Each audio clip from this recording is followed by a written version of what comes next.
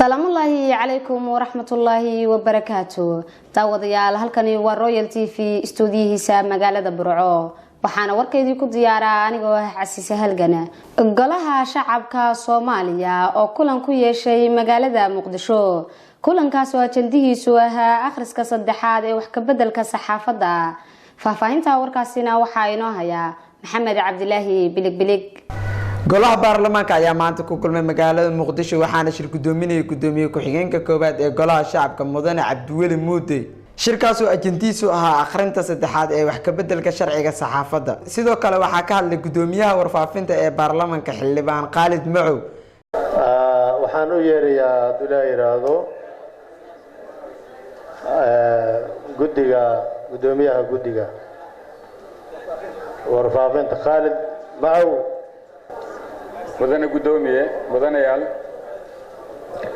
guddiga warfaafinta dhaqanka boostada iyo isgaarsiinta waxaa sharaf u ah inaan aqrinta saddexaad ee dib u eegista xeerka saxaafadda dalka u soo gudbino guddoonka iyo xildhibaanada golaha shacabka.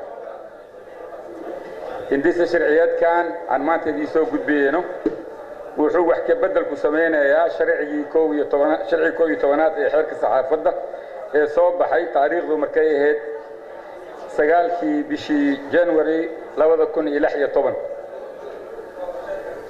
ujeedooyinka xeerkan warbaahinta ayaa ah dejinta mabaadi'da siyaasadeed iyo sharci hagaaya warbaahinta, horumarinta, dhowrista iyo ixtiraamka xorriyadda hadalka iyo kala duwanaanshaha warbaahinta, dhiirigelinta warbaahinta gaarka ah iyo tan guud oo leh hal abuur xaqiiqda ku salaysan.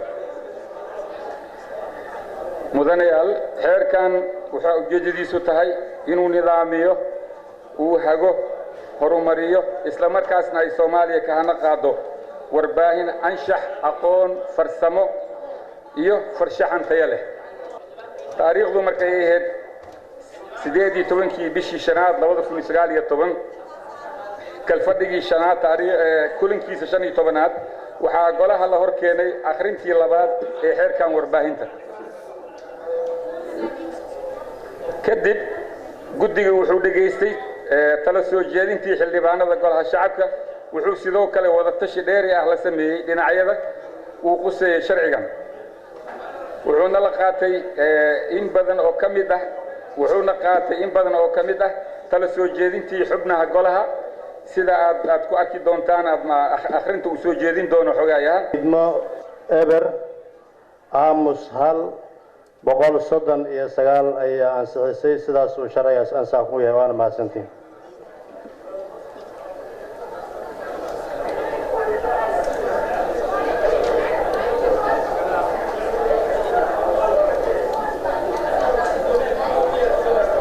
wuxuu aasaas u yahay qarannimada iyo jiritaanka Soomaaliya. sidoo kale wuxuu aasaas u yahay dib u yagleelida dimuqraadiyadda. sida aan wada ogtihiin warbaahinta waa tooshka iftiimiya mugdigaas oo ah musuqmaasuqa maamul xumada. xaqiiqdii xeerkan wax badan ayaan aaminsanahay inuu inoo qaban doono. sidoo kalena wuxuu ilaalin doonaa warbaahinta gaarka loo leeyahay iyo tan dawladaba guud ahaan. sidoo kale wuxuu ilaalin doonaa wariyaasha wax badan ayuu inoo tari doonaa. waana mahadsantihiin waana rajaynayaa in sida ugu dhaqsiyaha badan aqalka sare inoogu maro si dhaqangelintiisii aan u guda galno. waana mahadsantihiin. assalaamu calaykum. Maxamed Cabdullaahi Salaad TV Royal magaalada Muqdisho.